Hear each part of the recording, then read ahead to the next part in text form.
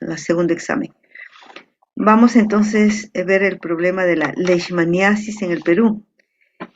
La leishmaniasis, de repente, algunos ya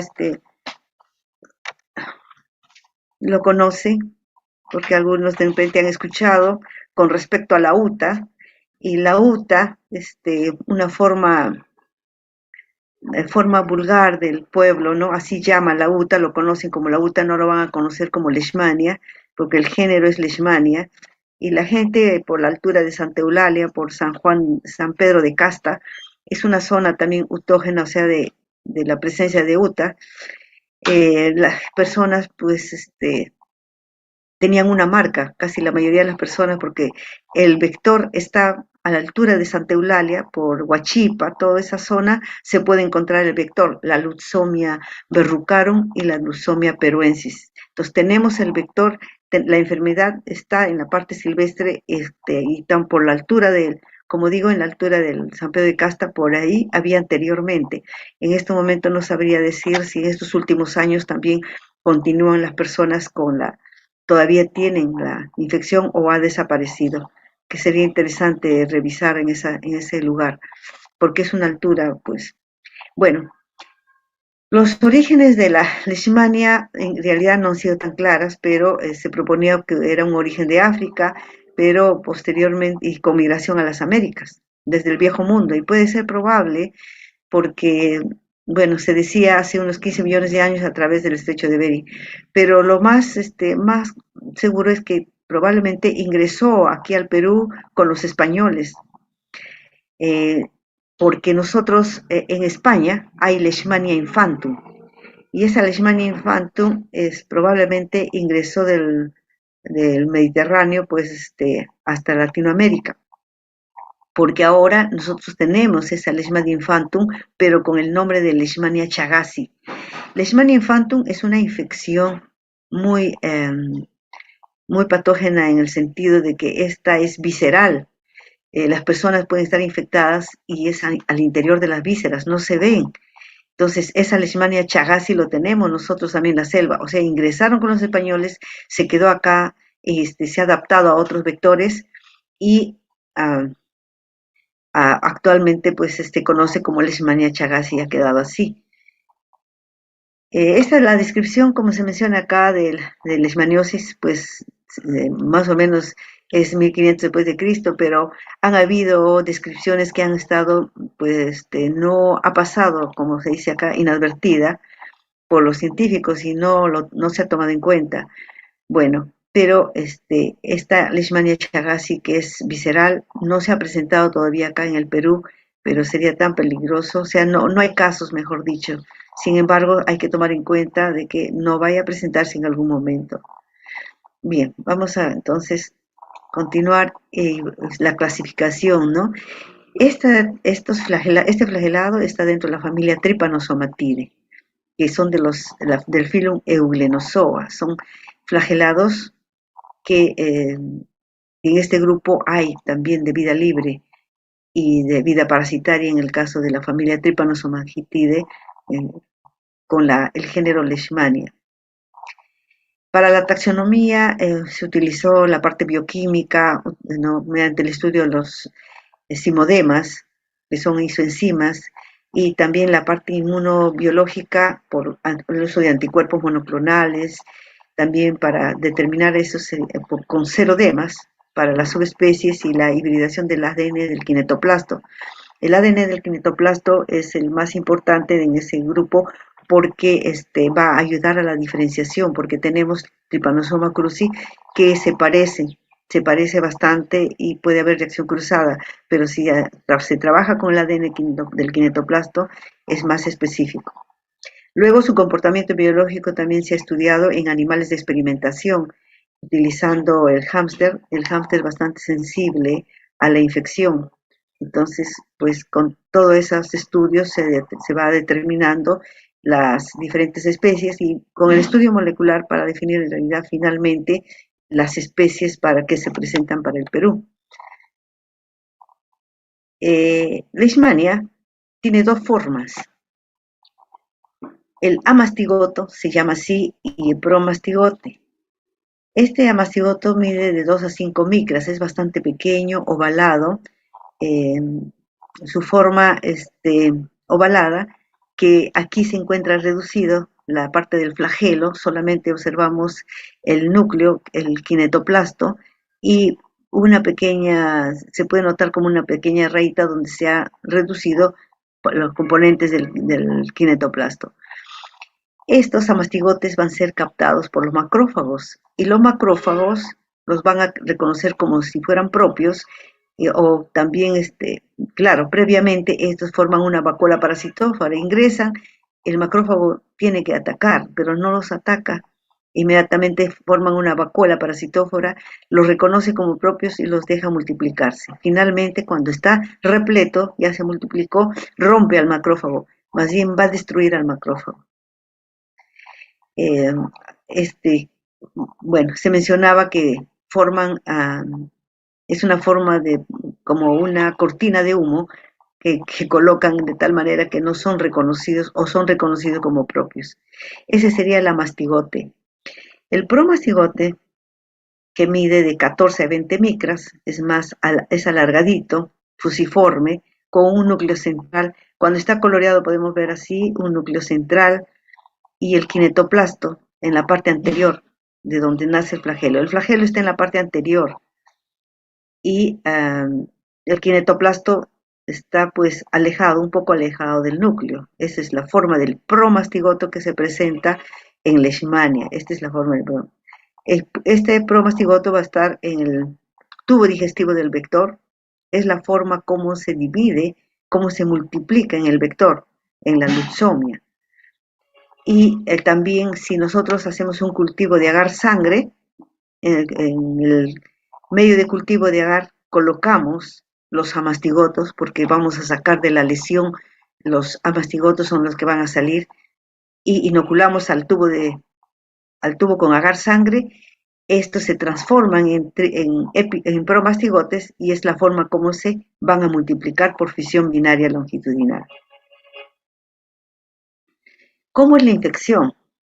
Decíamos que el vector es la luxomia. Luxomia para el Nuevo Mundo y flebótomos en el Viejo Mundo, o sea, anterior, ¿por qué? Porque en los libros anteriores, si encuentran ustedes algún libro, de repente dice flebótomos, pero flebótomos es para el Mediterráneo, para Europa, para el Viejo Mundo.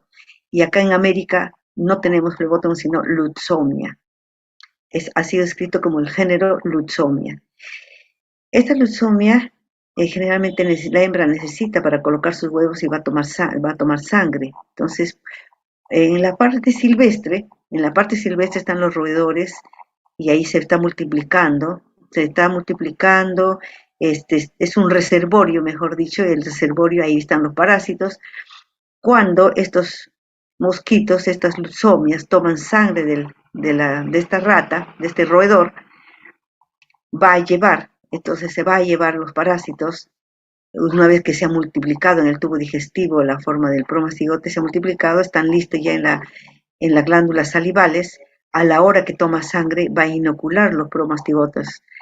Estos promastigotes son captados, ingresa a la persona, en este caso, cuando ingresa, son captados por los macrófagos, como mencionábamos, estos ingresan al macrófago, en la forma de promastigote y inmediatamente forman una vacuola parasitófora y se van transformando en amastigotos.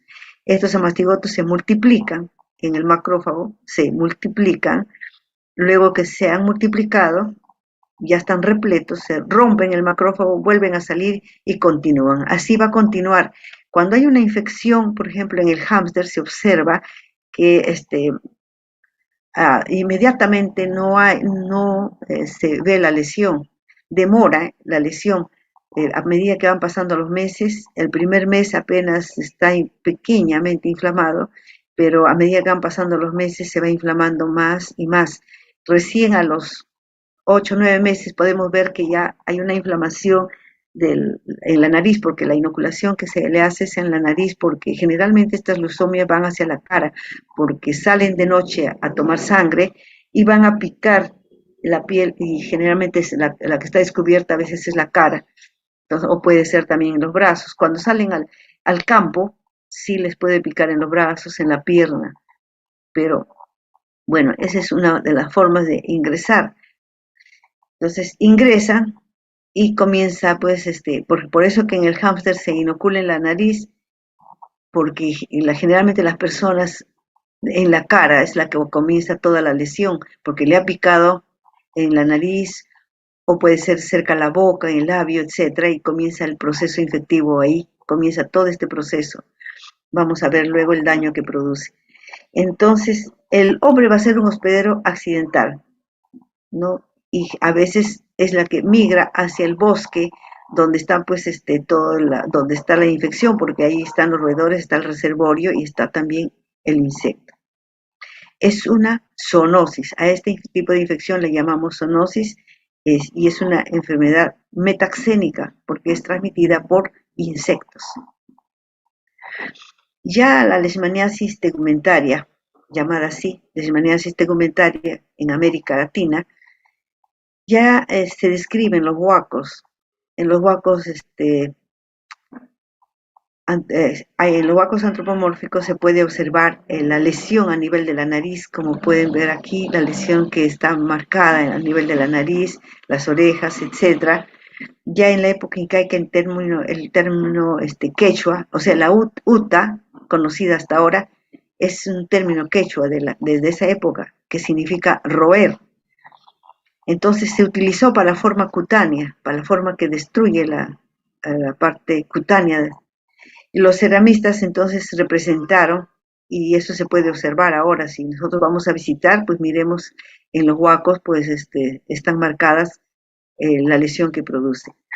La leishmaniasis visceral, que es el calazar, la llamada enfermedad negra, esta pues está descrita en África, el agente es Leishmania donovani, en la India, en la China, África, Irak, pues se describe, y esta es visceral, esta es más destructiva porque es interno, no se ve, mientras que nosotros no tenemos la visceral, sino la leishmaniasis tegumentaria.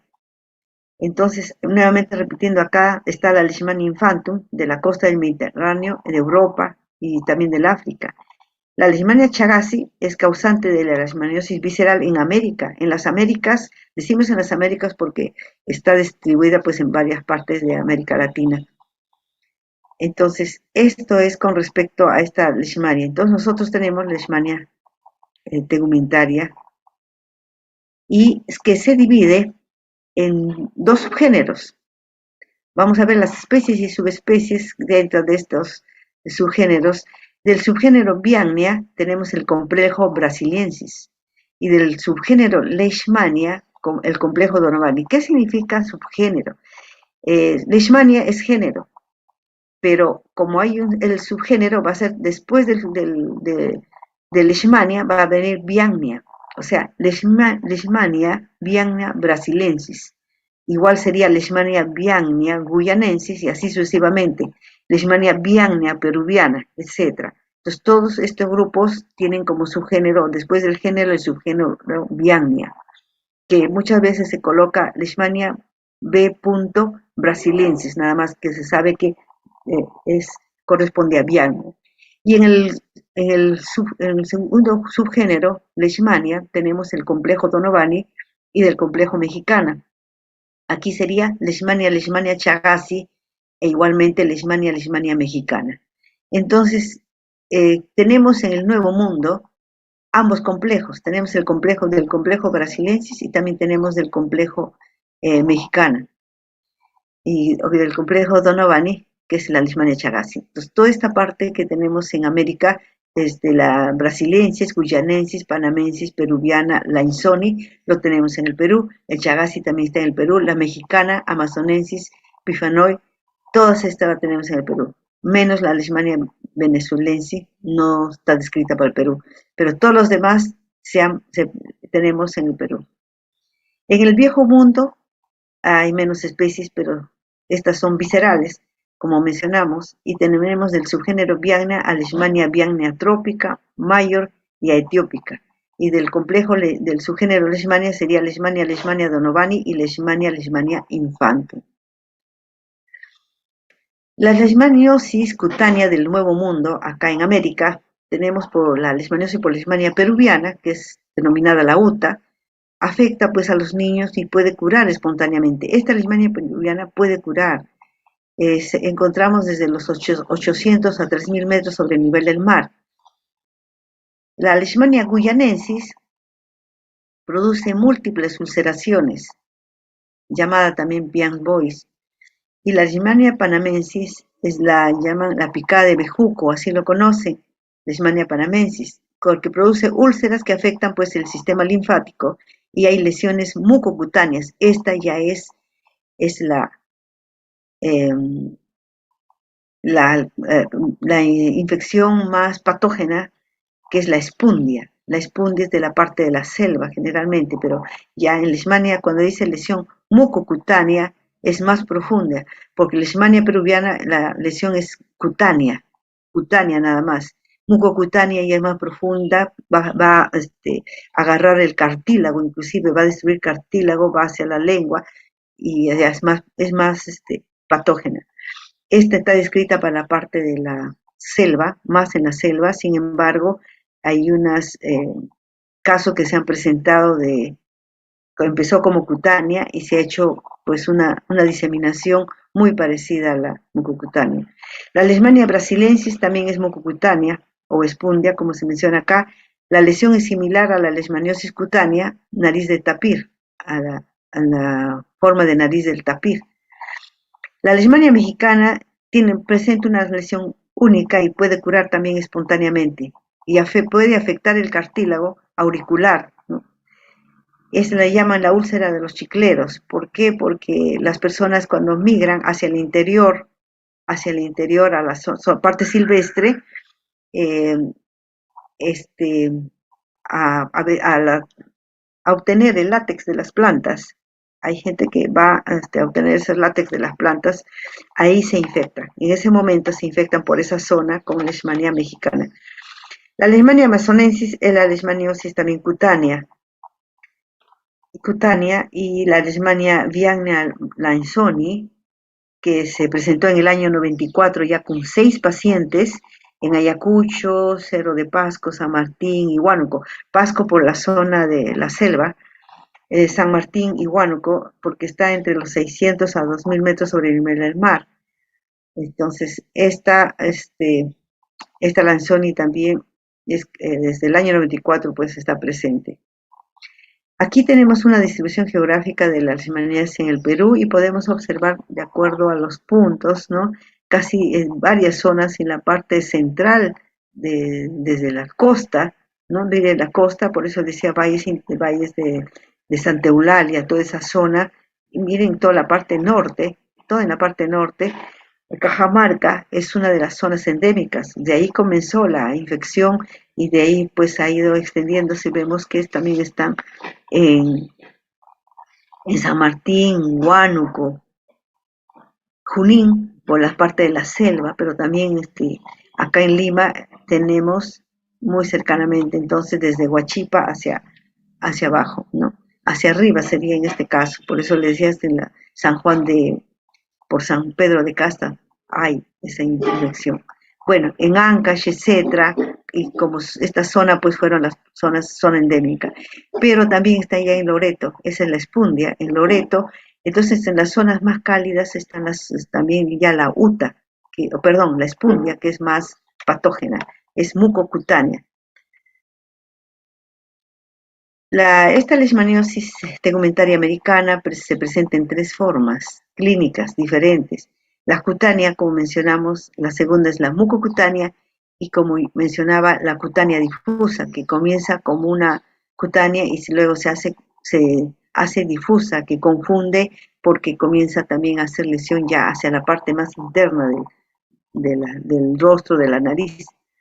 Esta leishmaniosis se presenta desde el sur de Estados Unidos hasta el norte de Argentina. No hay infección en la parte, o sea, no hay transmisión de esta infección en Canadá, Chile, Uruguay y también en las islas del Caribe. En el Perú constituye la segunda endemia de tipo tropical y la tercera causante de morbilidad por enfermedades transmisibles después de la malaria y la tuberculosis sería la leishmania. Entonces, primero está malaria, luego tuberculosis y luego la leishmania. La leishmaniasis cutánea, ya aquí tenemos una cutánea ulcerosa, es cutánea nada más, pero ulcerosa.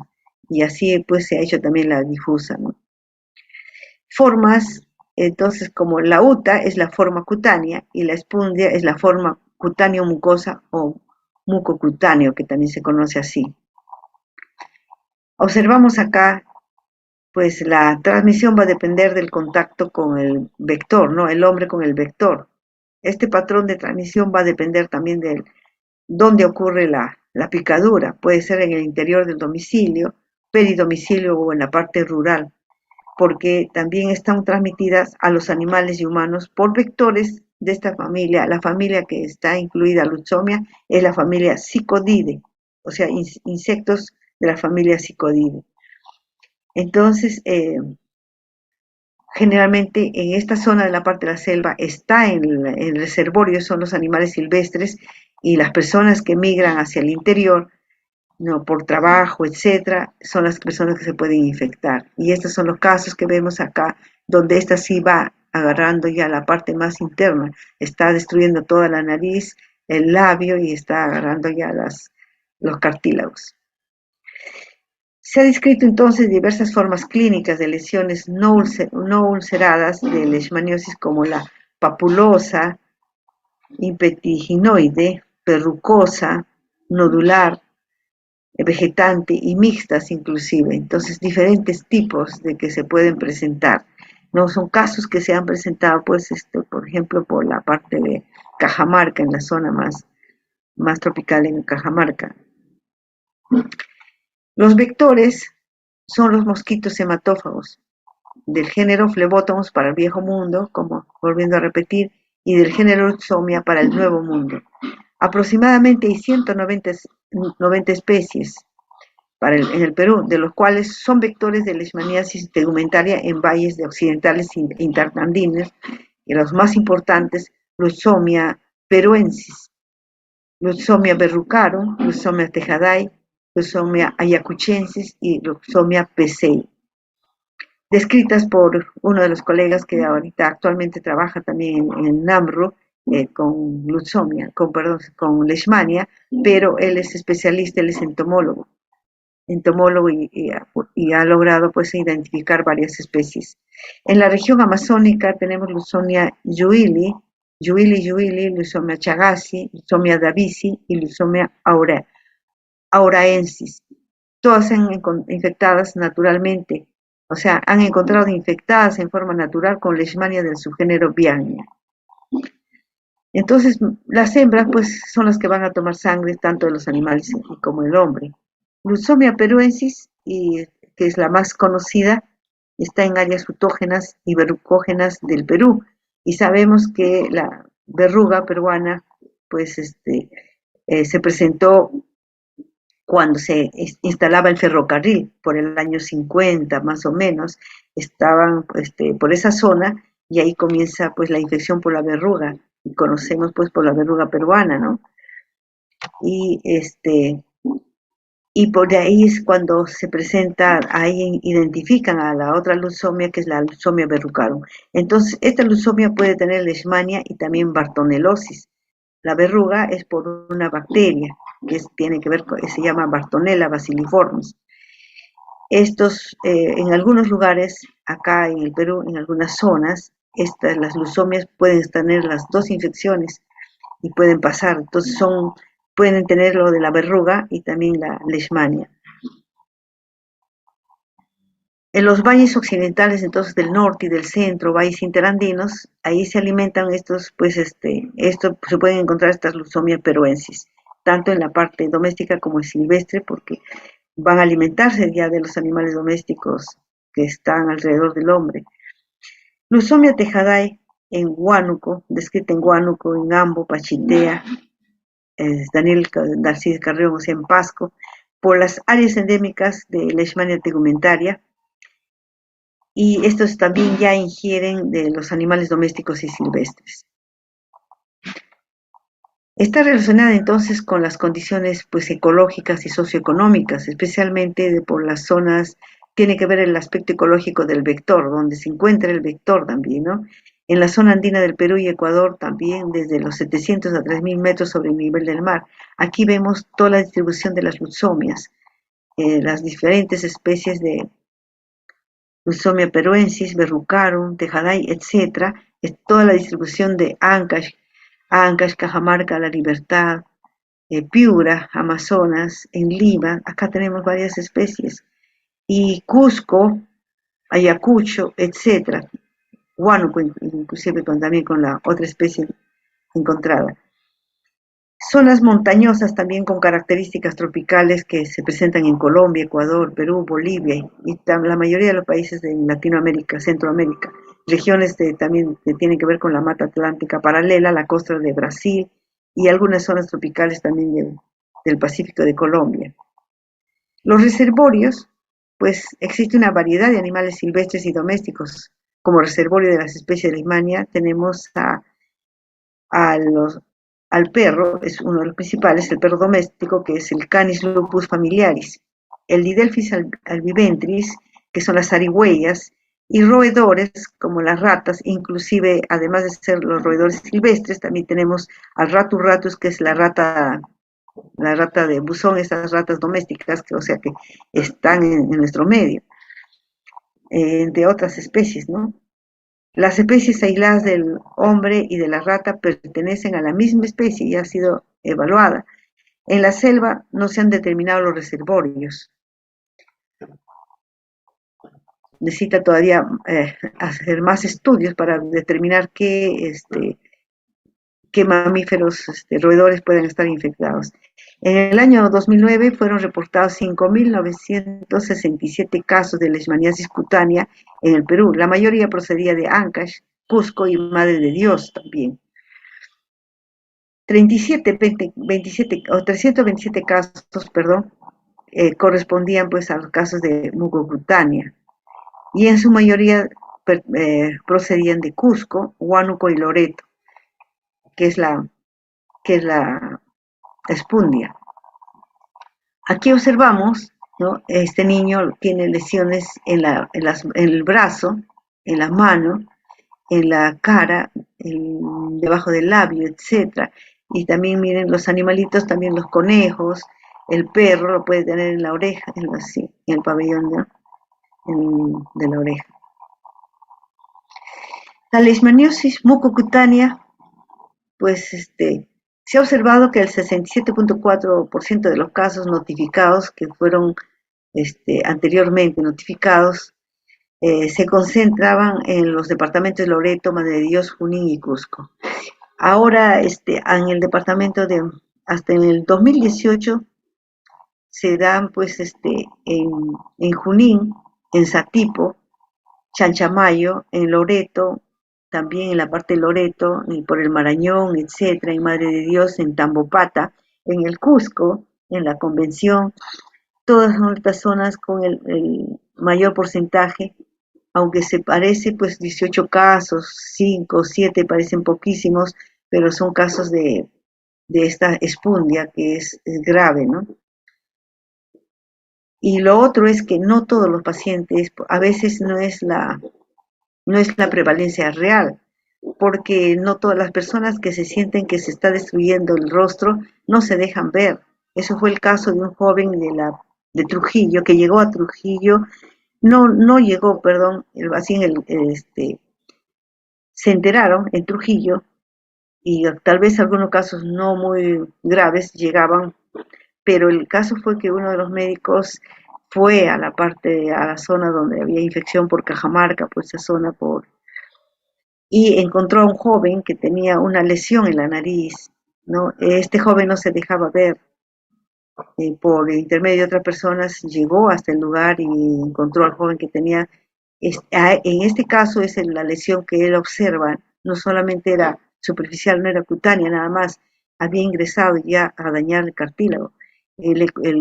Por hacer el estudio, el doctor Miranda, el doctor Miranda, que no sé si todavía estará el doctor en Trujillo, él inició este estudio y pues inclusive habló con el paciente y lo ayudó que le iba a ayudar y que se deje iniciar un tratamiento y también tomar las muestras y todo, porque él quería estudiar pues ese caso, ¿no? Sin embargo, comenzó el estudio y todo, pero el joven llegó a morir porque sí había entrado mucho más. Por eso es que si nosotros pensamos que la espundia solo está en la selva y a veces se puede encontrar pues en ciertos lugares que se hace difuso y esta es, no solamente es cutánea y puede llegar a ingresar como lo hace la mucocutánea. Hasta el año 21 encontré este cuadro de MINSA, del Ministerio de Salud. Mencionan, pues, bueno, del 2016 dice 2.085 casos, del 2017 2.400 casos, en el 2018 2.018 casos, inclusive en 2019 1.975, en el 2020 1.287, al 21 744. Habría que ver hasta el final del 21 y 22 y al 23, no, si hay una nueva evaluación de casos, y como menciono, a veces no es prevalencia real. Muchas personas se esconden, como ese joven que no se dejaba ver. Se esconden porque piensan que es, porque se parece a la lepra. Es muy parecido a lo que se va comiendo la nariz y va haciéndose ese daño y la gente ya no se deja ver. Entonces, aquí más marcadamente disculpen, los casos de leishmaniasis por departamentos, ¿no? En Ancash, el mayor porcentaje, con 803 casos, en Ancash, Cajamarca, 646, etcétera, Cusco igualmente con 800 y tanto, Junín, 400 y tanto, Lima con 517, cuando dice Lima, por la parte, hay zonas autógenas por Canta, por esa altura, hay también, ¿no? En Madre de Dios, igualmente con 800 casos en Piura, con 600 y tanto. Bueno, ahí está mencionándose hasta el 2011, de 2019, perdón, hasta el 2021, los casos que están presentados. Entonces, es un problema en realidad la leishmania. Y acá por años, igualmente, por años, sí se ha visto que en el 2007 había un mayor porcentaje, ¿no? La incidencia había subido, y así sucesivamente, en el 2015 me parece que aquí se menciona, bueno, entonces hay momentos de de una mayor incidencia, igualmente del otro, esta es la leishmaniosis mucocutánea acá en la parte color naranja, igualmente casi muy parecida, hasta un poco más vemos en los últimos años con respecto a la leishmania cutánea. San Martín, la zona de San Martín es la que ha reportado 4.12 casos, o sea, 203 casos del total nacional, pero hasta octubre del 2011 se había reportado casi el doble de casos eh, comparado pues con todo el año 2010. Entonces, un total de casos de 8.185 en el 2011, ¿no? Vemos las zonas más rojas, es el de mayor porcentaje, luego tenemos las amarillas y las verdes, las que va bajando, ¿no? Estas por distritos inclusive. Pero acá aquí sería hasta el 2021, con 221 distritos los que reportan pues al menos un caso de leishmaniosis, concentrados en el 47.2% de estos en el departamento de Cusco, Junín, Cajamarca y Madre de Dios, en el mayor porcentaje. Entonces observamos la distribución y debemos tener cuidado entonces cuando vamos a las zonas autógenas. En cuanto a la patología, la lesión cutánea de la lesión, observamos acá una reacción inflamatoria con y puede ser en la cara, en el brazo, que puede hacerse también como, mm, se hace con el borde bastante grueso, como una costra, y cuando se hace el corte histológico se puede observar una hiperplasia del epitelio, con una necrosis de la dermis que provoca una úlcera, esto es a los 6 meses ya de infección. Los ganglios también se han agrandado por esta inflexión secundaria. Y cuando podemos ver en el corte, aquí abajo vemos un macrófago con con amastigotes. Cuando se tiene una lesión así, necesariamente para tomar la muestra se tiene que cortar un poco, se tiene que dejar que sangre, porque si no, no se puede tomar la sonda. Si es encima de un raspado de la costra, no se va a encontrar nada. Para poder observar los amastigotes, necesariamente tiene que sacarse un poco más interno, ¿no? Levantando la costra. Acá vemos la lesión mucosa, mucocutánea. Es granulomatosa, necrotizante y con pocos parásitos. Ese es el problema. Por eso es que a veces cuando se hace un frotis no se encuentra fácilmente los amastigotes.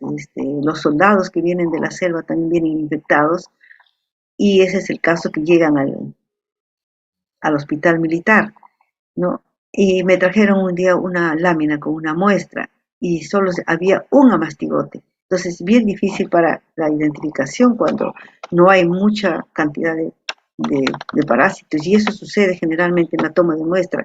Cuando esta es una lesión mucocutánea más profunda, hay que sacar un poco de la zona un poquito profunda para hacer la coloración.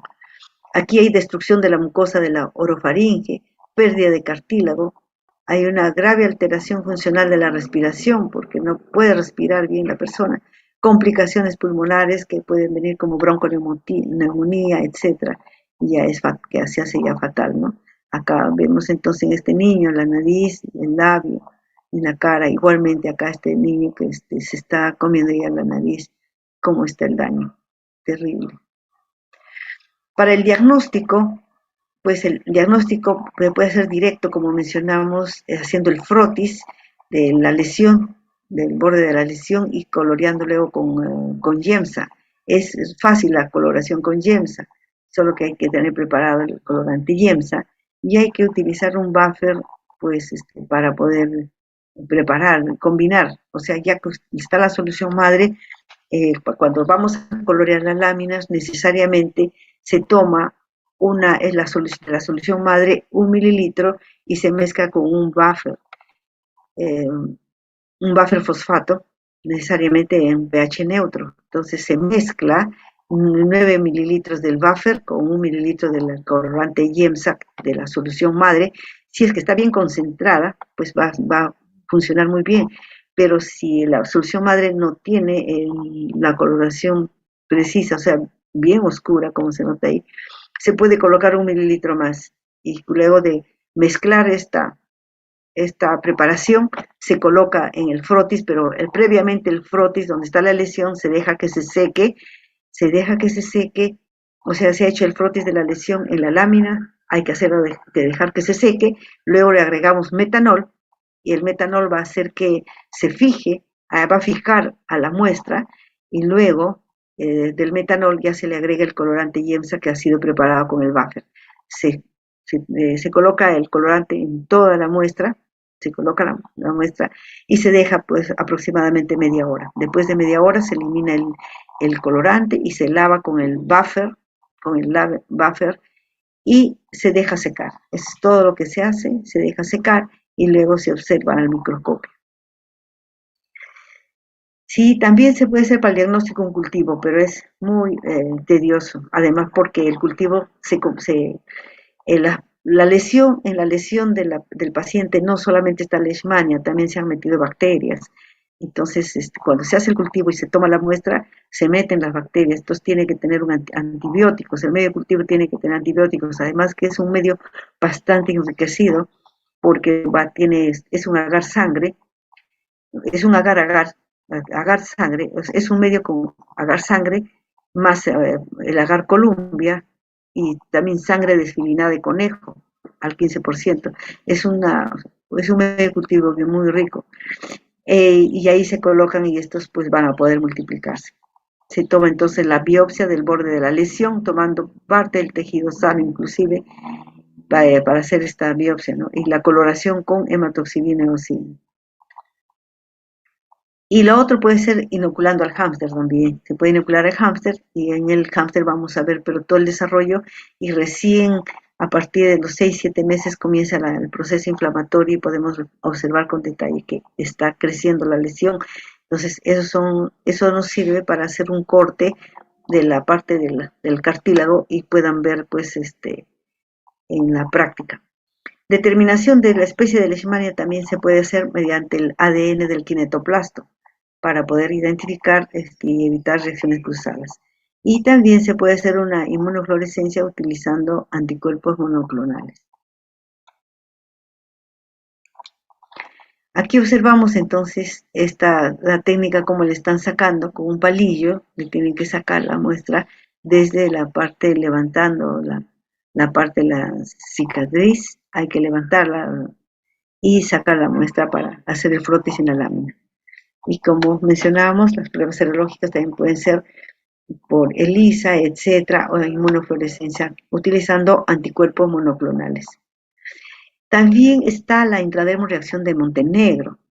Esta se utiliza para hacer un estudio epidemiológico. Cuando uno va a una zona, imaginemos que nos vamos a una zona rural de Cajamarca y queremos saber si hay personas infectadas con leishmania. Entonces se lleva, esto es muy parecido a la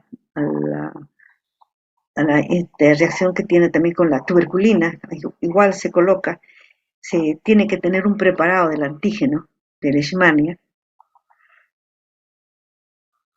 y se va a observar la reacción de hipersensibilidad tardía.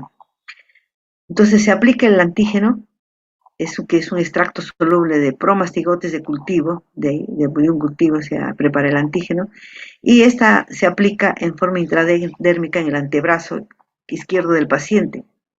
Y la lectura se hace entre 48 a 72 horas. Y se puede observar luego de ello si se forma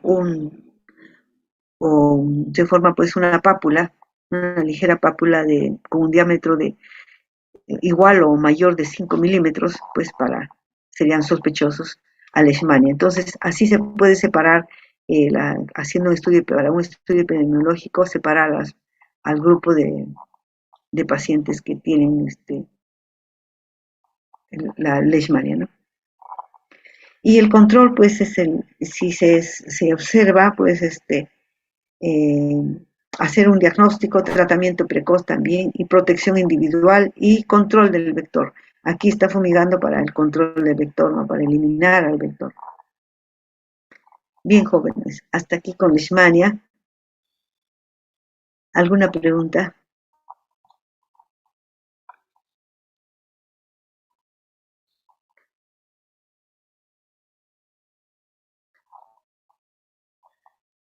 Vamos a continuar entonces con la tripanosomiasis americana. Trypanosoma cruzi también de repente han escuchado ustedes, es un flagelado y cuya zona endémica de tripanosomiasis es Arequipa, desde Ica, inclusive desde Ica a Arequipa, Moquegua, Tacna, son zonas endémicas, por primera vez se presentaron por esa zona y ahora se encuentra distribuida también en la parte de la selva, en el norte, etcétera. Encontramos donde hay teatominos y donde hay reservorio, pues va a haber la infección. Esta es la tripanosomiasis americana y el vector es el Triatom infestan, el principal vector, pero vemos que también hay otros de otros géneros. La clasificación de tripanosoma también está distribuida en varios grupos, en 4 grupos. Tenemos el Brucei evansi, uno de los primeros grupos que es el tripanosoma brucei, que el rhodesiense y el gambiense que corresponde a África, es en el viejo mundo, África tropical. Entonces ahí observamos que hay personas que están tiradas, no tiradas, enfermas, y hemos visto que puede ser por la parte del leishmania visceral o también puede haber por tripanosoma. El grupo congolensi con tripanosoma congolensi y tripanosoma simie. En el grupo vivax está Trypanosoma vivax y Trypanosoma uniforme. Trypanosoma vivax tenemos en el Perú en el ganado vacuno.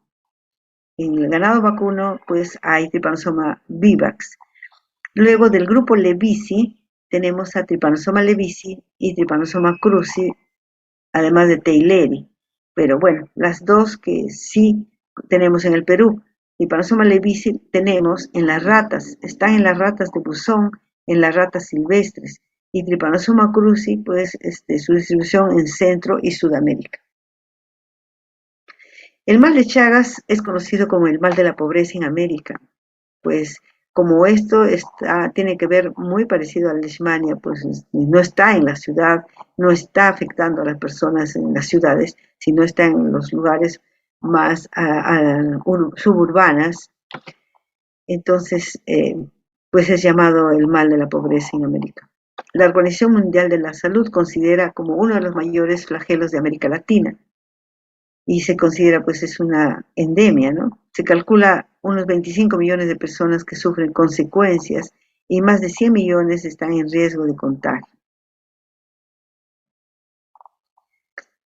Es una infección zoonótica también, es una enfermedad zoonótica.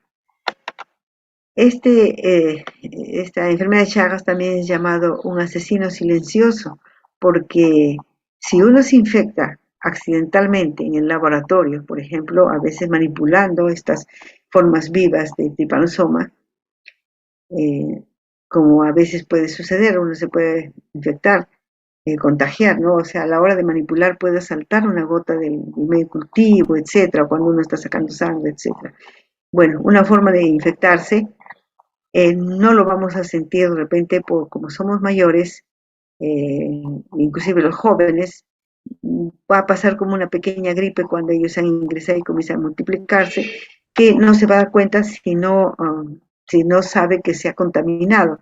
E igual, si se viaja a las zonas endémicas, se va de paseo a esas zonas, de repente no duerme en un lugar adecuado y estos, a veces en algunos hoteles que no son muy seguros, muy limpios, y estas van a estar escondidas y de noche salen y le toman la sangre, y a la hora que toman sangre, estas no van a entrar eh, inmediatamente como por la picadura, sino por las heces.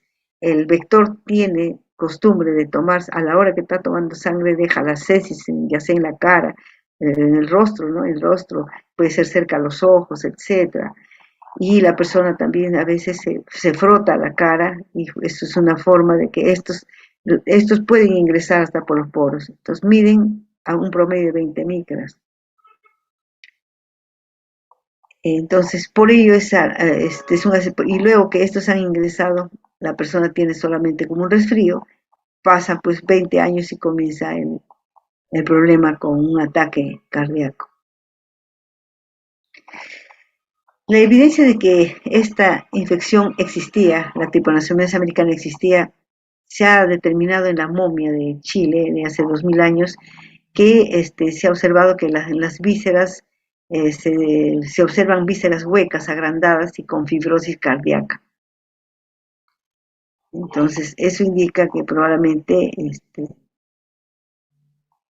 ya existían desde esas épocas. Acá están marcadas en América todos los puntos, ¿no? Y que probablemente pues esta infección ya existía. Y según el doctor Pedro Weiss, que en su libro, ¿no? Él menciona todo esto y dice respecto a la restricción, pues en esa época era silvestre, en las épocas precolombinas, y después el vector ya se ha adaptado al domicilio y ahora pueden vivir con el hombre.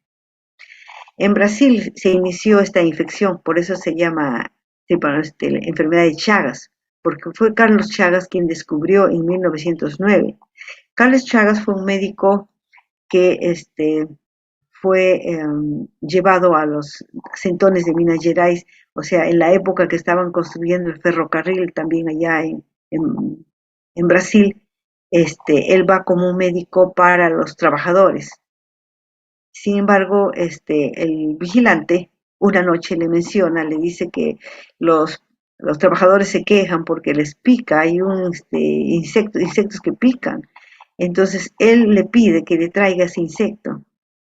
Le trae el insecto y al abrir al insecto y observar una muestra pues del tubo digestivo, observa los tripomastigotes en los insectos, los tripomastigotes y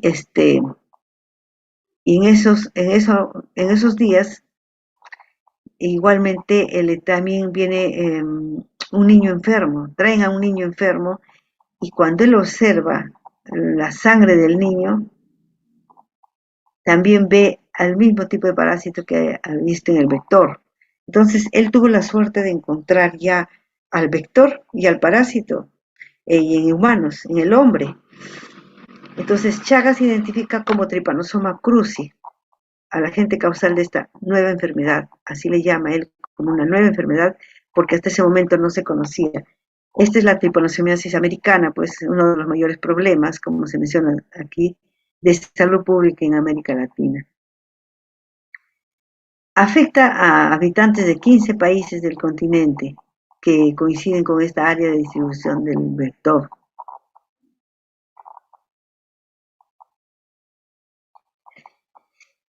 Entonces, este es, bueno, Chagas, y vamos a ver Trypanosoma cruzi. Vamos a escribir entonces a se encuentra dentro de la familia Trypanosomatidae, al igual que Leishmania.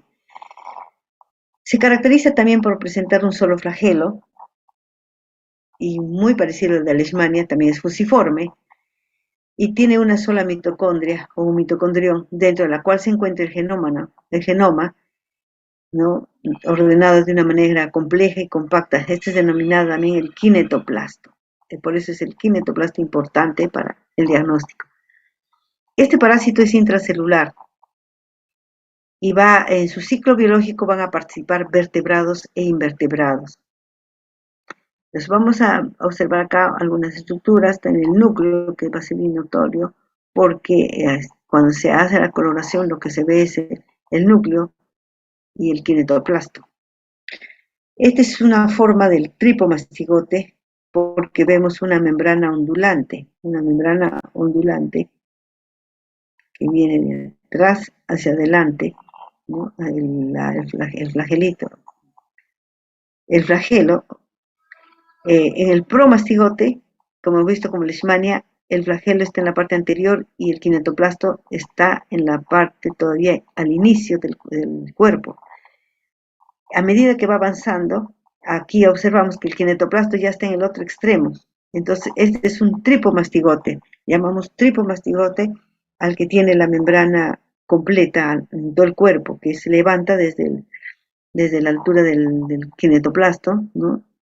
Desde esa altura se levanta y es bordeada por el flagelo. Toda la membrana ondulante es bordeada por el flagelo y luego queda libre en la parte anterior. El núcleo es central y ya en el interior también se ven otras vacuolas. Entonces es importante aquí la membrana ondulante. A ver. Entonces se presentan tres formas. En Trypanosoma hay tres formas. En Leishmania eran dos, en Trypanosoma son tres. La que hemos estado escribiendo es el tripomastigote. Este tripomastigote o tripomastigote es fusiforme, mide un promedio de 20 micras, el núcleo lo tiene central.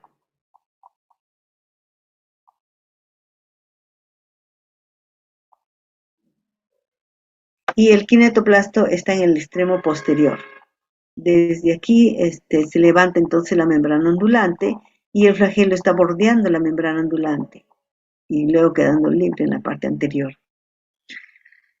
Esta forma de tripomastigote se va a encontrar en la sangre de los mamíferos.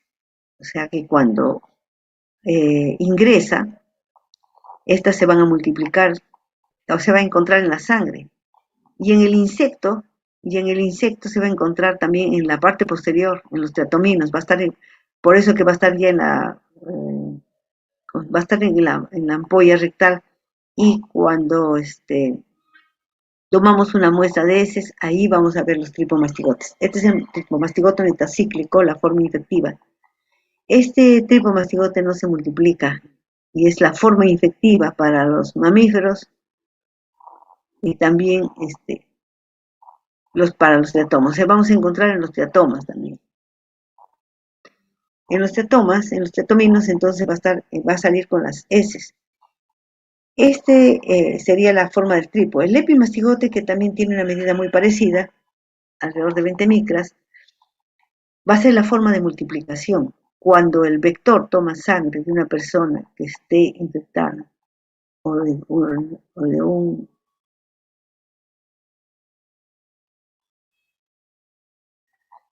Este epimastigote entonces es la forma de multiplicación del parásito en el intestino del triatoma. En el intestino se va a multiplicar en la forma de epimastigote y también en un medio cultivo. Si en el medio cultivo que estoy observando, imaginemos que se está observando el tripomastigote, se inocula en el tubo con agar sangre, eh,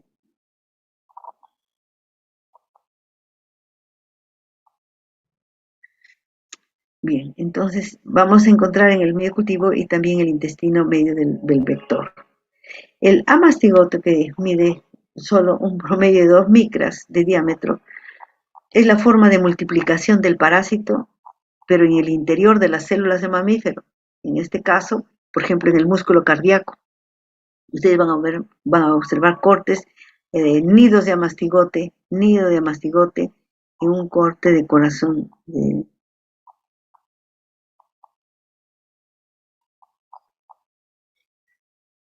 Entonces, ¿qué más? Bueno, entonces estas serían las tres formas. Habíamos mencionado que el teratoma infestan es el vector principal.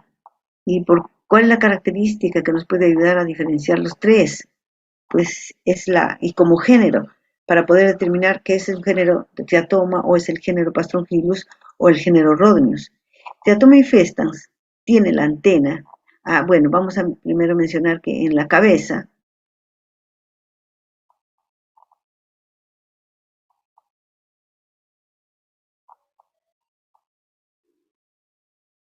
bien, entonces este Teratoma infestans tiene las antenas a la mitad del rostrum. Esto es el rostrum, esta es la región cefálica o cabeza.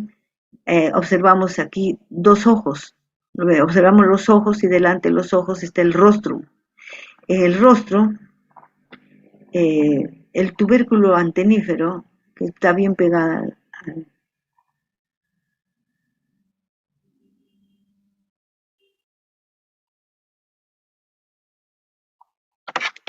Entonces, este sería el teratoma infestans. Mientras que Pastrongyllus herreri, si observamos acá, Pastrongyllus herreri también tiene o se pueden observar los ojos, y detrás de los ojos el tubérculo antenífero es bien cortito y ahí nace la antena.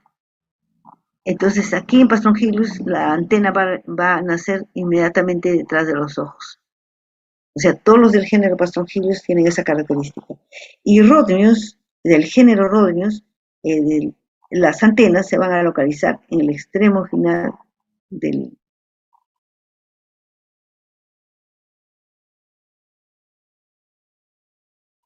Entonces, el ciclo, ya en Rhodnius, entonces las antenas están al final del rostrum. Entonces ya tenemos los tres géneros. Teratoma a la mitad del rostrum, se levantan las antenas a la mitad del rostrum, en Pastrongyllus se levantan inmediatamente detrás de los ojos, y en Rhodnius está en el extremo del, del rostro, ahí se levanta entonces las antenas. Entonces ya tenemos los tres géneros que se puedan conocer de esa manera. Lo otro es que estos toman sangre. Por tanto, la probosis lo guardan. Está guardada, aquí no se nota porque está guardada detrás debajo, perdón, debajo de la cabeza está el estilete. Ese estilete lo va, lo estira cuando va a tomar sangre. No estiras, disculpen, lo levanta, mejor dicho, de lo que lo tiene guardado, lo levanta y va a clavar, además que va a segregar también anticoagulantes para que no se coagule rápidamente y puedan tomar sangre. Entonces, en la parte silvestre están los animales, puede haber la zarigüeya, etcétera, otros animales silvestres y también domésticos, pueden estar el perro, gato, etcétera, y los animales domésticos. En estos se está dando el proceso de multiplicación y accidentalmente, si la persona, como decimos, va a estas zonas donde están los vectores, el vector el vector va a estar escondido en las casas pueden estar escondidas detrás de los almanaques, si hay ropa colgada en las paredes, y también si la pared va a favorecer, pues si la pared no es, digamos, tiene grietas, ¿no? No es de material noble. Entonces, con grietas, de repente también con un techo de paja, etcétera. Estos van a estar escondidos ahí. Y fuera del domicilio van a esconderse también el árbol en los nidos de los pajaritos, de las aves, ¿no? En esos nidos. Puede estar en los gallineros, en el corral.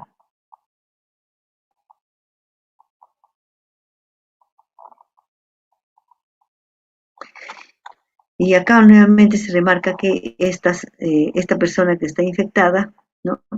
El triatomino, que si estuviera sano, también igual, si está la persona infectada, toma sangre, se va a llevar al parásito. Y observamos acá entonces en el vector, al tomar sangre entra la forma del tripomastigote y cuando sale también con las heces es el tripomastigote y el epimastigote es el que se divide en el intestino medio. Aquí nuevamente observamos la persona, si esta persona está infectada, el tripanosoma puede estar en la fase aguda, lo vamos a encontrar en la sangre, pero a medida que pasan los días, ya no se encuentra.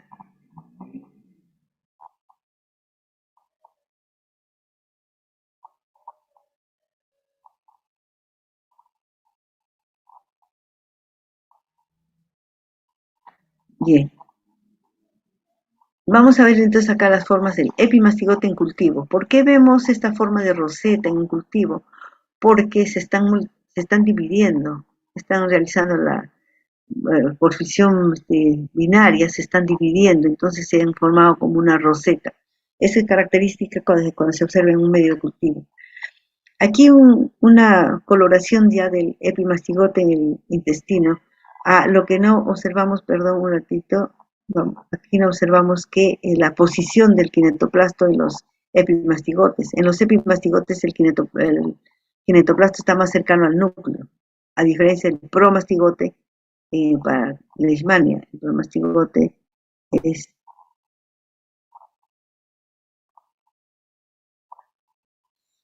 Entonces, observamos que el kinetoplasto está más cercano al núcleo y de aquí del kinetoplasto se levanta la membrana ondulante corta. Entonces, este es el epimastigote.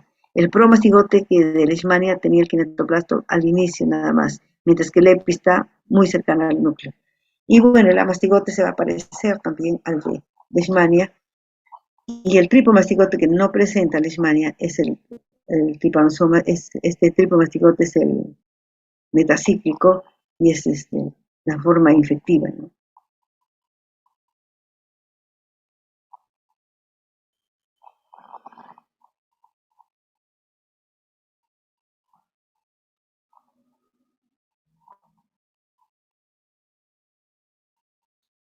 Bien, vamos a pasar entonces aquí, estábamos viendo que ya una forma teñida en un frotis de sangre en una fase aguda, en un frotis de sangre vamos a poder ver la forma del tripomastigote, consume ligeramente, se nota la membrana ondulante, se ha teñido el núcleo, el kinetoplasto está en el extremo posterior y su flagelito, ¿no?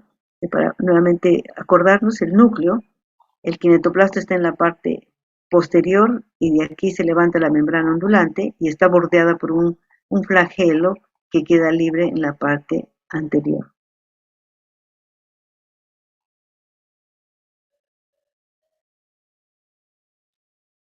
Y aquí al lado derecho vemos un corte histológico para ver el nivel del corazón.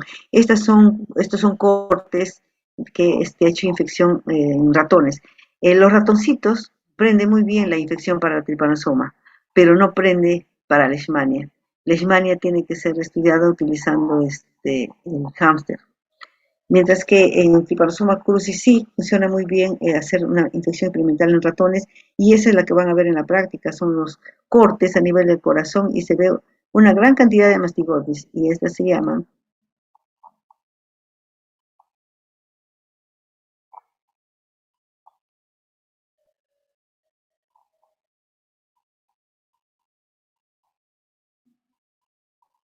ya, este es un nido de mastigote, entonces es un corte de corazón y también puedes observarse así en las células nerviosas, ¿no? No solamente musculares, también nerviosas. El vector, que es el triatoma infestan, se va a desarrollar pues en el tubo digestivo en el tubo digestivo de este insecto. Y en el interior se pueden ver también, en este insecto se pueden ver las formas, se hacen las formas esféricas, se va haciendo en la forma de amastigote, pero se ha cortado un poco, pero sigue con su flagelo. Luego forma el epimastigote y nuevamente es el tripomastigote que vuelve a colocar con las heces el vector. En cuanto a la epidemiología, la enfermedad de Chagas se encuentra entonces distribuida en América y observamos que desde Centroamérica, Sudamérica de color rojo, ¿no? No son solas endémicas, pero están presentes en color rosado, igual que en Australia y en otras zonas también que corresponden a Europa. ¿Por qué? Porque son por las migraciones. Las personas que han viajado se han ido infectadas, han ido con esa infección. La enfermedad entonces afecta a 15 millones de personas en Latinoamérica. Cada año se registran más de 40.000 nuevos casos y los índices de transmisión congénita de la madre al feto superan pues los 14 millones de casos por año. Estos ciatomas se distribuyen entonces desde el paralelo 43 de latitud norte-sur de California hasta el paralelo 49 latitud sur.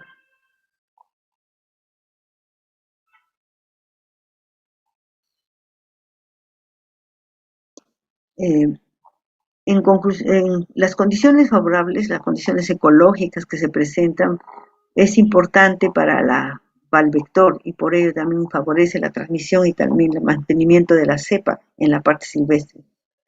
Las estadísticas sanitarias, pues como mencionaba anteriormente, no reflejan la verdadera magnitud del problema. No todos, también igual, las personas que están alejadas pueden morir de un ataque y puede ser, pues bueno, le dio un ataque y no saben por qué falleció exactamente.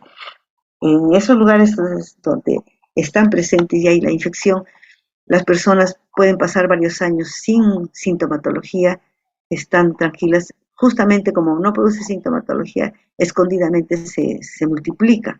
Y luego cuando ya se presenta ya es demasiado tarde.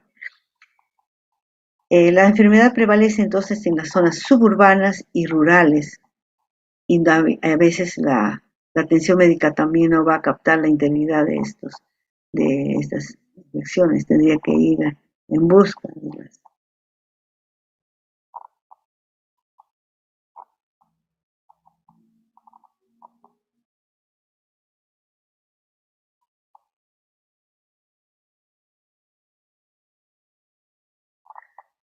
Bien, entonces las condiciones ecológicas decíamos que son favorables y la enfermedad va a prevalecer en estas zonas pues alejadas y la atención médica no va a captar totalmente la integridad pues de estos cuadros de enfermedad. E inclusive a veces en zonas muy alejadas, como hemos visto, las postas ni funcionan. Entonces, y si hay postas a veces en ciertas zonas, como en la parte de Ecuador, porque nos mencionaron así, fueron con el serum un médico, una enfermera, un biólogo, y luego no iban a tener mucha comunicación y todo eso, iban a tener problemas con la red para poder comunicarse y todo eso. El médico y la enfermera se retiraron, regresaron, no quisieron. Entonces, así es, a veces en las zonas muy alejadas no hay médicos y pues son las zonas donde hay estas infecciones y es todo un problema. Esta enfermedad de Chagas en el Perú fue descubierta por Escomel. Escomel fue acá en el Perú por esa época nada más, ¿no? Escomel pues también hace sus investigaciones con la enfermedad de Chagas y reporta la presencia de Teratoma infestan, o sea, del vector en Arequipa y describe el primer caso humano para el país. O sea, encontró también al vector por Arequipa y describe el primer caso. Esta está descrita en la revista en la Reforma de Medicina, de que debe estar en San Fernando, en San Marcos. La tripanosomiasis humana, menciona así, en el año 1917. La zona endémica, pues, es el valle de la costa sur de Arequipa. Entonces, estas son las zonas más importantes, Ica, Arequipa, Moquegua. La infección es transmitida por el vector principal, que es el Teratoma infestans. que se distribuye también en 17 de los 23 departamentos del país, está ampliamente distribuida. Y ahí los otros géneros igualmente también se encuentran distribuidos en el Perú. La infección humana es de un 10%, ya es decir, si se calcula la existencia de 80.000 individuos infectados, ¿no? Más o menos. Lo que pasa que también no hay, no se conoce exactamente la prevalencia. Como mencioné, las personas pueden estar sanas por 20 años y cuando les da un ataque, pues se mueren y pueden pensar de que es un ataque por otra causa y que no es por Trypanosoma cruzi. Entonces, acá está el Valle de Vítor, Arequipa, acá están marcadas las zonas, ¿no? Además de estas zonas que se mencionan endémicas, ya tenemos también en la parte norte, ¿no? Su distribución por San Martín, etcétera. Ya hay zonas, y en el sur también está la parte ya de la costa, toda esa parte de Arequipa, Moquegua, Tacna, toda esa. Entonces, esas son las zonas pues, de enfermedad de Chagas. También se ha descrito por Oxapampa, en Junín, el caso de una niña que pensaban que era por malaria. Eso más o menos fue hace unos 8 a 10 años que trajeron a la niña, tuvieron que traer acá al Rivacleati, porque la niña se enfermó y pensaban que era malaria. Y cuando le revisaron en la sangre para hacer frotis de malaria, salió tripanosoma, entonces lo trajeron para su tratamiento rápido. La verdad que después ya no se sabe qué pasó, si la, se detuvo la infección o no. Tal vez como era, ahora en los niños sí, pues la enfermedad se va a notar porque los niños como son pequeños, en ellos sí hay todo un cuadro de, además de parecer que fuera un resfrío, pues en ellos rápidamente estos van a migrar. Vamos a ver los casos entonces luego cuando veamos la parte de patología. Tenemos varias especies de teatoma distribuidas en el Perú. Miren, casi en todas partes del Perú ya se han descrito teatoma carrioni, dimidiata, nigro maculata y otras especies de teatoma, además de teatoma infestans, que es el principal.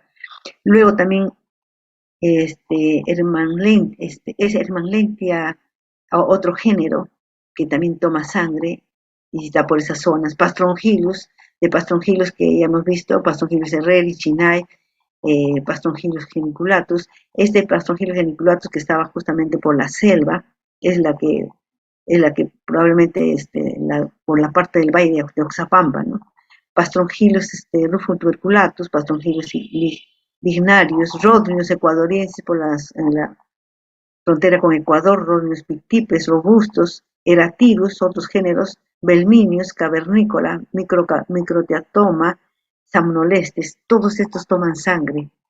Y lo otro es que es importante también, ¿no? Observar que del grupo de los teatominos, o sea, de estos que toman sangre, el estilete es recto, mientras que hay muy parecidos, inclusive han encontrado acá por el jardín botánico que está al fondo en la ciudad universitaria, trajeron unos teatomas y unos teatominos, y estos, cuando se les observa el estilete que le sirve para tomar la sangre, es curvo, o sea, su proboscis es curva.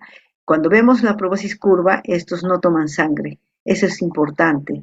Entonces, pues, o sea, no podríamos asustarnos desesperadamente si vemos, y esos inmediatamente debemos mirar si su proboscis es recta. Si es recta, toma sangre, si es curva, pues no toma sangre, sino se alimenta del néctar de las plantas y también pueden ser también de insectos. Entonces, eso es importante.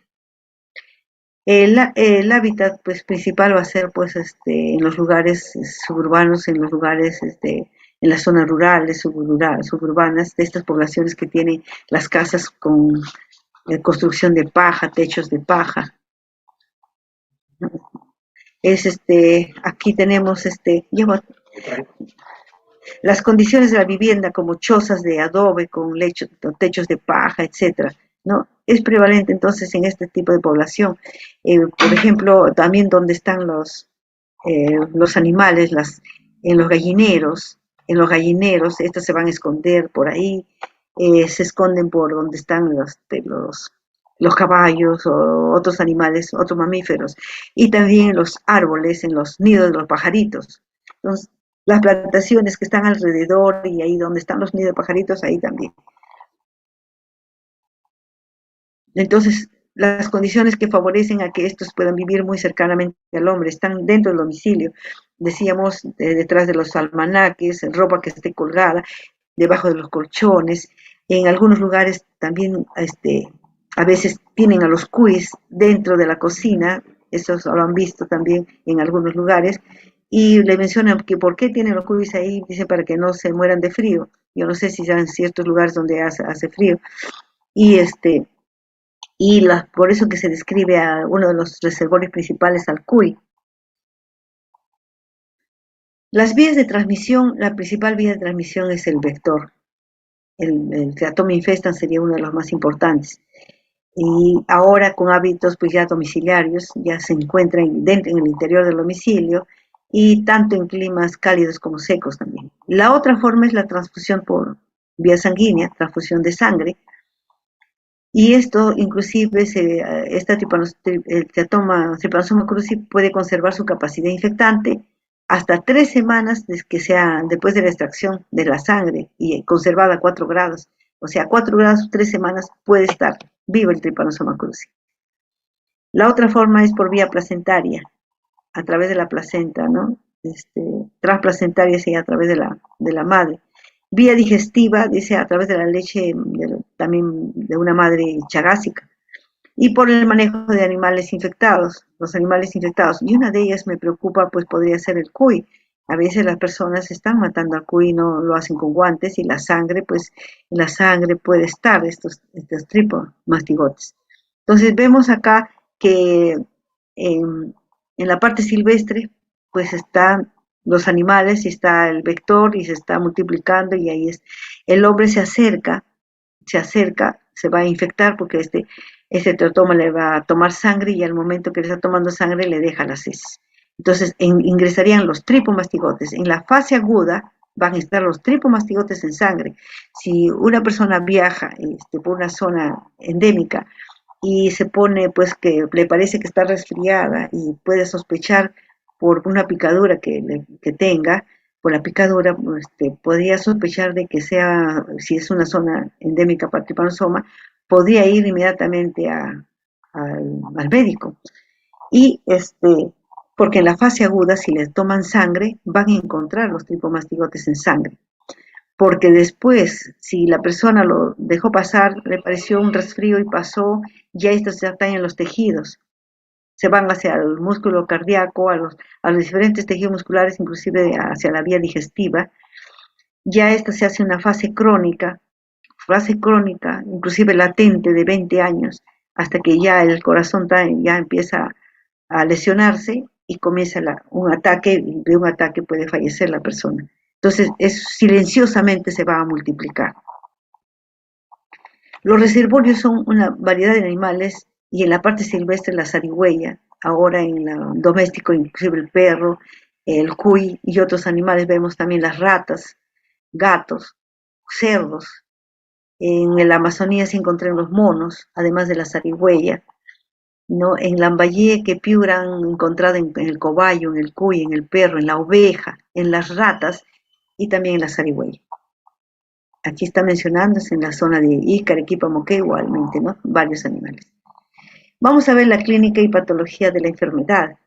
La sintomatología de la enfermedad de Chagas, pues esta enfermedad puede ser adquirida o congénita. Si es adquirida, pues va a pasar por 3 periodos. Hay un periodo agudo, como mencionamos, cuando recién empieza la infección, que en este periodo, cuando hay picadura a nivel del rostro, puede darse cerca al ojo, cerca a la vista, al ojo, ¿no? En la superficie de la piel, produciendo una inflamación, y este es el chagoma de inoculación. En este periodo, pues, agudo, hay compromiso, también puede ser el compromiso visceral rapidísimo en casos de los niños. Vamos a ver estos casos luego. En el periodo subagudo, que es latente, indeterminado, que puede durar muchos años. Ya el periodo crónico, cuando la persona está enferma, hay una cardiopatía chagásica crónica, o también con los megas digestivos y de otros sistemas, se han agrandado porque se ha dañado el sistema nervioso y muscular del sistema digestivo, y estos ya no funcionan. Y la otra sería congénita, a través de la madre. ¿Cómo evoluciona la enfermedad? Ahora, esta enfermedad no produce síntomas, como mencionamos, en el 95,5%, pues va a ser leve, no lo va a mencionar, no se va a percibir. Este periodo agudo puede durar de 20 a 30 días. Es la incubación entre 4 a 10 días y puede ser la puerta de entrada, puede ser el ojo, en un 50%, o con un edema palpebral, como vemos acá, crecimiento de los ganglios, hay fiebre, malestar general, dolor de cabeza, decaimiento, y puede agrandarse el hígado y el vaso. Hay una miocarditis aguda.